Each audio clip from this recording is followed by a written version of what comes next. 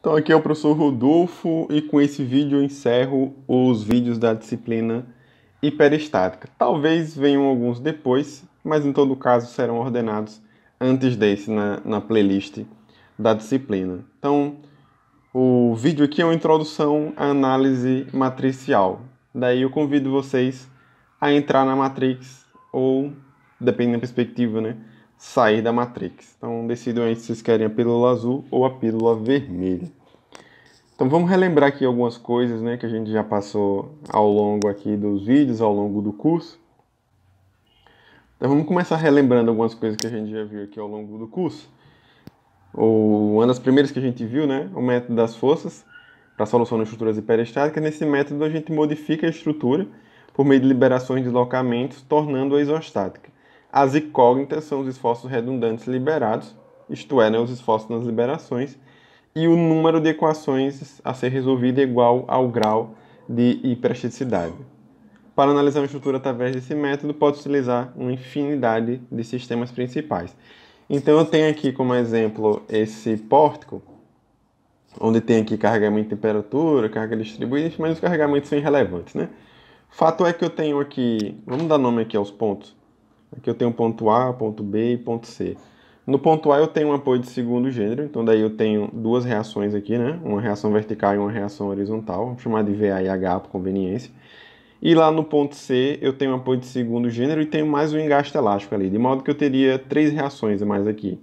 Reação VC, reação HC e também tenho aqui uma reação MC. Então contando aí as reações, eu tenho 5 reações, não tenho nenhuma rótula, não tenho nenhum quadro fechado.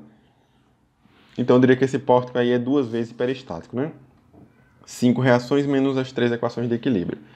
Então, sendo o pórtico 2 vezes hiperestático, para resolver pelo método das forças, que a gente transforma o pórtico, a estrutura, né, numa estrutura isostática, eu teria que eliminar 2 dessas reações, ou 2, né, esforços internos, ou uma reação e um esforço interno.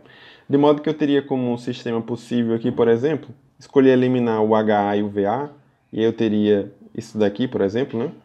O meu x1 poderia ser o VA e o meu x2 poderia ser o HA.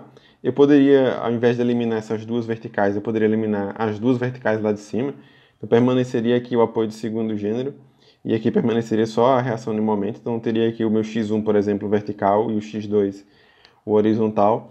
Poderia também, né, optar por eliminar um esforço interno em algum ponto. Por exemplo, colocando aqui uma rótula no ponto B, eu eliminaria a reação, o esforço interno de momento, né, no ponto B. E aí eu poderia também escolher eliminar, por exemplo, a reação MC.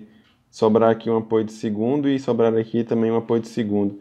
Então as minhas incógnitas seriam aqui o meu x1, posso dizer que é o momento em C, e o meu x2 poderia dizer lá que é o meu momento em C, né? Então x1 e x2.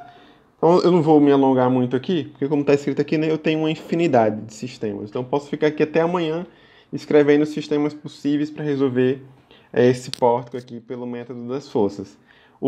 A ideia, né, da análise matricial é a gente desenvolver aí uma metodologia que consiga resolver essas estruturas de forma automática, meio que criando um programa para isso, né?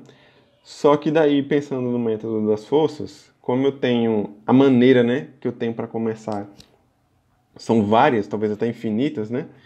O caso aqui é que para a gente fazer essa programação não seria algo muito interessante, porque já que a gente, na programação, a gente tem que ensinar o programa o que é que ele tem que fazer, né?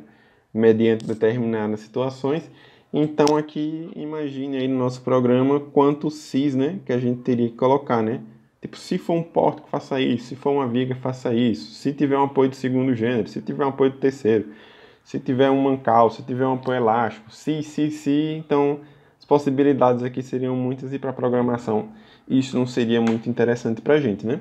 Daí o método das forças é muito bom, mas para programar ele não seria o mais adequado, né? Talvez em alguns casos particulares aí ele seja até bom, mas de forma geral ele não seria o mais indicado. Então, em relação agora ao método dos